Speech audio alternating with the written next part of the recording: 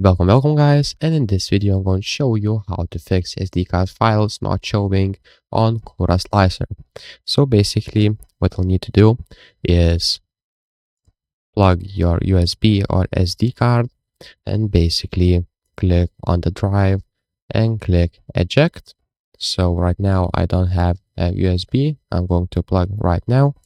So as you can see, I plugged 3D printer SD card, and now what I will need to do is when I'm unplugging this USB or SD card, right click it and click on eject, as you can see right here.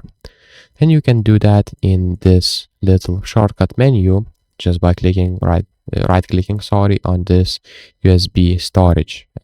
And basically, if that doesn't help, what you can do is go right click it on your SD card and click format, and right here copy my settings and click format. But note, this will delete all your files on this SD card and reformat it to right format, and basically it should work.